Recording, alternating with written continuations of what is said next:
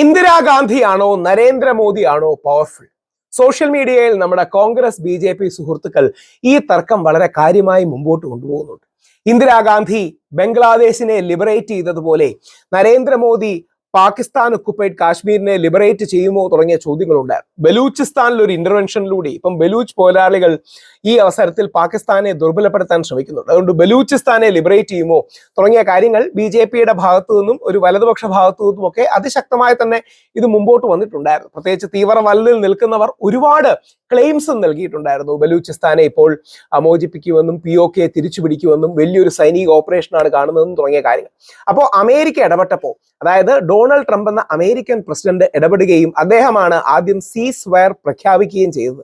അപ്പോൾ അത് ബി.ജെ.പി. സർക്കാരിനുള്ള തിരിച്ചടിയാണോ, നരേന്ദ്രമോദിക്കുള്ള തിരിച്ചടിയാണോ? നരേന്ദ്രമോദിയും ഇന്ദിരാഗാന്ധിയും കമ്പയർ ചെയ്താൽ ആരാണ് പവർഫുൾ എന്നുള്ളത്, ആരാണ് ശക്തിയുള്ള ഭരണാധികാരി എന്നുള്ളൊരു ചോദ്യമാണ്. അപ്പോൾ നമുക്കിത് വളരെ ബഹുമാനപുരസരം, ഇന്ദിരാഗാന്ധിയും പ്രധാനമന്ത്രിയാണ്, നരേന്ദ്രമോദിയും പ്രധാനമന്ത്രിയാണ്, രണ്ടുപേരെയും ബഹുമാന പുരസരം അവരുടെ ഈ വിഷയത്തിലുള്ള നിലപാടുകൾ നമുക്കൊന്ന് പരിശോധിക്കാം. രണ്ടുപേരെയും ബഹുമാനിച്ചുകൊണ്ട്, പ്രധാനമന്ത്രി ആയിരുന്ന ഉരുക്കു വനിത നമ്മുടെ ഇന്ദിരാജിയെയും ബഹുമാനിച്ചുകൊണ്ട്, നരേന്ദ്രമോദിജിയെയും ബഹുമാനിച്ചുകൊണ്ട് ഈ വിഷയം ഒന്ന് വിലയിരുത്താൻ നോക്കാം. നിങ്ങളുടെ അഭിപ്രായം നിങ്ങൾ കമന്റ് ചെയ്യുക. ആരാണ് കൂടുതൽ പവർഫുൾ, നരേന്ദ്രമോദിയാണോ ഇന്ദിരാഗാന്ധിയാണോ?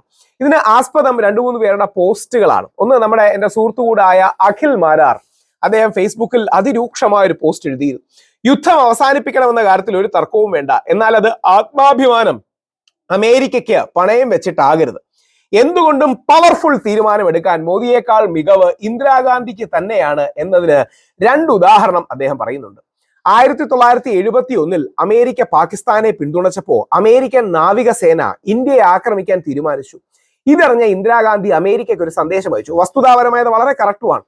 നിങ്ങളുടെ നാവികപ്പടയെ സ്വീകരിക്കാൻ ഞങ്ങൾ അറബിക്കടലിൽ ഉണ്ടാകും, സ്വാഗതം എന്ന്. എനിക്ക് തോന്നുന്നു അദ്ദേഹം ബേ ഓഫ് ബംഗാൾ എന്നാണ് ഉദ്ദേശിച്ചതെന്നാണ് എനിക്ക് തോന്നുന്നത്. അങ്ങനെ ചരിത്രത്തിൽ ഇന്ദിരാഗാന്ധി പറയുന്നത് ഞാനൊന്ന് ക്രോസ് ചെക്ക് ചെയ്യായിരുന്നു. നിങ്ങളുടെ നാവികപ്പടയെ സ്വീകരിക്കാൻ ഞങ്ങൾ അറബിക്കടലിൽ ഉണ്ടാകും എന്നല്ല, അത് ബേ ഓഫ് ബംഗാളിൽ ഉണ്ടാകുമെന്നുള്ളതാണ് ചരിത്രമായ കോണ്ടെക്സ്റ്റ്. കാര്യം അമേരിക്ക ബേ ഓഫ് ബംഗാളിലേക്കാണ് അവരുടെ കപ്പൽപ്പടയെ അയക്കുന്നത്. അവരുടെ കപ്പൽപ്പട ടാസ്ക് ഫോഴ്സ് 74 US എന്റർപ്രൈസ് എന്ന് പറയുന്ന എയർക്രാഫ്റ്റ് കാരിയർ ഒക്കെ ബേ ഓഫ് ബംഗാളിലേക്കാണ് വരുന്നത് 1971. അപ്പം പുള്ളി ഉദ്ദേശിച്ചത് ആ വാക്ക് മാറിപ്പോയതാണ്. അന്നത്തെ അമേരിക്കൻ പ്രസിഡന്റ് നിക്സൺ അയച്ചു, ഇന്ദിരാഗാന്ധി അയച്ച ഒരു കാര്യവും ശ്രീ അഖിൽ മാരാർ ചേർത്തിട്ടുണ്ട് 1971. അത് വളരെ കറക്റ്റുമാണ്. India regards America as a friend. India America ഒരു സുഹൃത്തായിട്ടാണ് കാണുന്നത്, ബോസ് അല്ല. ഞങ്ങൾക്ക് ഞങ്ങളുടെ കാര്യം എഴുതാൻ അറിയാം. അത് വളരെ സ്ട്രോങ് ആയ അപ്രോച്ചാണ്. അപ്പോ മോദി ആ ധൈര്യം കാണിച്ചില്ല. മോദി ഡൊണാൾഡ് ട്രംപ് പറഞ്ഞപ്പോൾ അത് താഴ്ന്നു കൊടുത്തു. ഇതാണ് അഖിൽ കുറച്ച് പുള്ളി വളരെ പ്രകോപനപരമായി കൊണ്ടിട്ടുണ്ട്.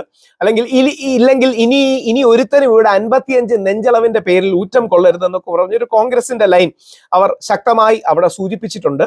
അപ്പോ അതാണ് അദ്ദേഹം എഴുതിയിരിക്കുന്നത്. നമ്മുടെ രാഹുൽ മാങ്കൂട്ടത്തിൽ എഴുതിയിരിക്കുന്നത് അമേരിക്കയൊക്കെ ദാ അവിടെ, ആ അതിർത്തിക്ക് അമേരിക്കയൊക്കെ ദാ അവിടെ, ആ അതിർത്തിക്കപ്പുറത്തു മതി, ഇത് ഇന്ത്യയാണ് എന്ന് പറയാൻ ഒരു ഇന്ദിരാഗാന്ധി ഉണ്ടായിരുന്നു. തള്ളുന്നത് പോലെ എളുപ്പമല്ല ചെയ്യാനെന്ന് BJP-ക്കാർ മനസ്സിലാക്കിയാൽ നല്ലതെന്നുള്ളതാണ് രാഹുൽ മാങ്കൂട്ടത്തിലിന്റെ ഒരു മറുപടി. നമ്മുടെ ശ്രീജിത്ത് പണിക്കർജി നേരെ തിരിച്ച് അതിനൊരു മറുപടിയുമായിട്ട് കൊടുത്തിട്ടുണ്ട്. ശ്രീജിത്ത് പണിക്കർജി ട്രംപിനും ഇന്ത്യയ്ക്ക് മുമ്പിൽ നരേന്ദ്രമോദി മുട്ടുമടക്കിയോ എന്നുള്ളതും, അത് മുട്ടുമടക്കിയില്ല, സ്ട്രാറ്റജിക് ഒബ്ജക്റ്റീവ്സ് എല്ലാം അച്ചീവ് ചെയ്തു എന്നുള്ളതാണ് പണിക്കർജിയുടെ ഒരു ടേക്ക്. ഈ രണ്ട് നിലപാടുകളും, ഒന്നൊരു സെന്റർ ലെഫ്റ്റ് നിൽക്കുന്ന നിലപാടും ഒന്നൊരു സെന്റർ റൈറ്റ് നിൽക്കുന്ന നിലപാടുമാണ്. പലപ്പോഴും നമ്മുടെ അഖിൽ മാരാർജി, അദ്ദേഹം കോൺഗ്രസിനോട് കൂടുതൽ ചേർന്ന് നിൽക്കുന്നതാണ്. ഒഫീഷ്യൽ കോൺഗ്രസ് മെമ്പർ ആണോ എന്നൊന്നും എനിക്കറിയില്ല.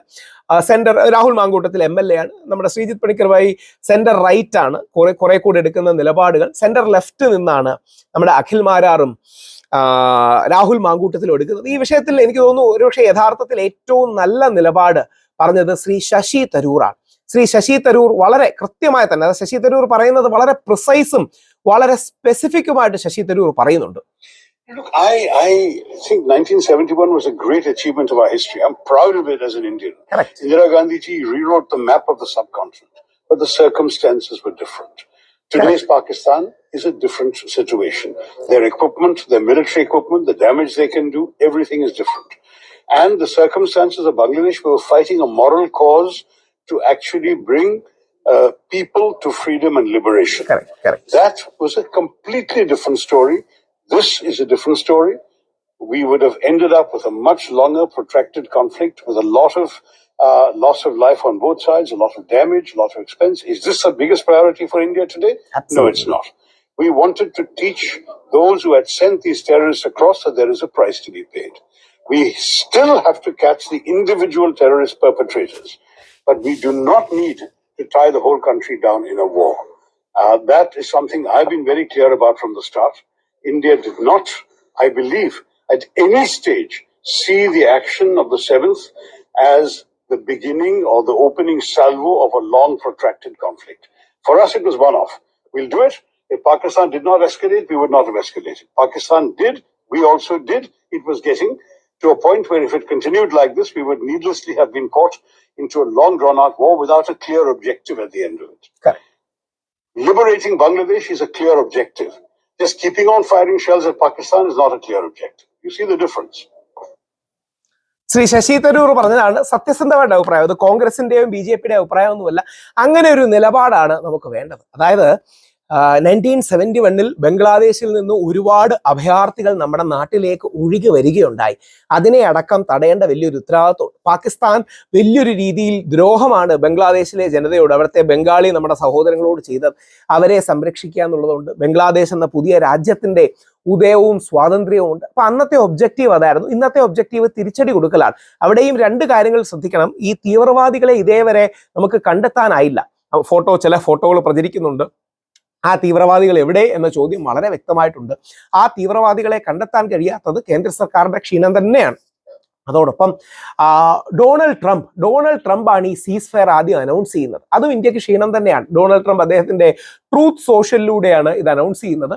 അത് അനൗൺസ് ചെയ്യുമ്പോഴും യഥാർത്ഥത്തിൽ ഡൊണാൾഡ് ട്രംപ് ആയതുകൊണ്ടാണ് ഒരു പ്രത്യേക പരിധിക്കപ്പുറം സീരിയസ് ആയിട്ട് എടുക്കാത്തത്. ഡൊണാൾഡ് ട്രംപ് എന്ന് പറഞ്ഞാൽ ഇതുപോലെ ഒരുപാട് അവകാശവാദങ്ങളും ക്ലെയിമുകളും ലോകം മുഴുവൻ ചലിക്കുന്നത് തന്റെ ഡീൽ മേക്കിംഗ് കഴിവുകൊണ്ടാണെന്നൊക്കെ പറയുന്നതുകൊണ്ടാണ്. വേറൊരു അമേരിക്കൻ പ്രസിഡന്റ് ആണെങ്കിൽ വേറൊരു രീതിയിലാണ് എടുത്തേനെ. ഇന്ത്യ ഒരിക്കലും നമ്മളുടെ സിറ്റുവേഷൻ ഇന്റർനാഷണലൈസ് ചെയ്യാൻ, കാശ്മീരിലെ സ്ഥിതിഗതി ഇന്റർനാഷണലൈസ് ചെയ്യാൻ ആഗ്രഹിക്കാത്ത ഒരു രാജ്യം കൂടിയാണ്. അപ്പോൾ അത് അമേരിക്കൻ പ്രസിഡന്റ് ചെയ്തത് ശരിയായില്ല. അത് അമേരിക്കയുടെ ഭാഗത്തുനിന്നും ഡൊണാൾഡ് ട്രംപിന്റെ ഭാഗത്തുനിന്നും, അമേരിക്കയുടെ ഭാഗത്തുനിന്നല്ല ഡൊണാൾഡ് ട്രംപിന്റെ ഭാഗത്തുനിന്നുള്ള അമിതോത്സാഹവും പുള്ളിയുടെ പലപ്പോഴും ഉള്ളൊരു ഇമ്മച്വർ ബിഹേവിയറിന്റെ ഭാഗമായിട്ടൊക്കെയാണ് അത് ചെയ്തത്. ഇല്ലെങ്കിൽ അത് ഇന്ത്യയും പാകിസ്ഥാനും തമ്മിൽ വർക്കൗട്ട് ചെയ്ത് അനൗൺസ് ചെയ്യേണ്ടതായിരുന്നു. അപ്പോൾ അങ്ങനെ ഇന്ദിരാഗാന്ധി ശക്തയായ പ്രധാനമന്ത്രിയാണ്. നരേന്ദ്രമോദിയും ഇപ്പോൾ വളരെ സ്ട്രോങ് ആയ നല്ല ലീഡർഷിപ്പ് കാഴ്ചവെച്ചു. അവർ തമ്മിൽ പവർഫുൾ ആണ് എന്ന കമ്പാരിസൺ നമുക്ക് ചെയ്യാം. പക്ഷേ 1971-ലെയും 2025-ലെയും സാഹചര്യങ്ങൾ വ്യത്യാസമാണെന്ന ശശി തരൂരിന്റെ വാക്കുകൾ വളരെ പ്രസക്തമാണ്. രണ്ടുപേരും ഇത് എന്താ പറയുന്നത്, കോൺഗ്രസ്സുകാർക്ക് തീർച്ചയായിട്ടും ഇന്ദിരാഗാന്ധിയെ പ്രൊജക്ട് ചെയ്യാൻ താല്പര്യം കാണും. BJPക്കാർക്ക് നരേന്ദ്രമോദിയെ പ്രൊജക്ട് ചെയ്യാനും ഡിഫെൻഡ് ചെയ്യാനും താല്പര്യം കാണും. ആ ഡിഫൻസിനപ്പുറം നമ്മുടെ രാജ്യം ഒരുമിച്ച് നിന്ന് 1971-ലും 2025-ലും നമ്മൾ വിജയിക്കുകയുണ്ടായി. ഇപ്പോഴും വിജയം 2025-ൽ പൂർണ്ണമായിട്ടില്ല. ഇനിയും ആ തീവ്രവാദികളെ കണ്ടെത്തണം. ഇന്റലിജൻസ് ഫെയിലിയറിന് ഉത്തരവാദി ആരാന്ന് കണ്ടുപിടിക്കണം. അങ്ങനെ ഒരുപാട് വിഷയങ്ങളും കൂടെ ഉണ്ടെന്ന് മറക്കാതിരിക്കും.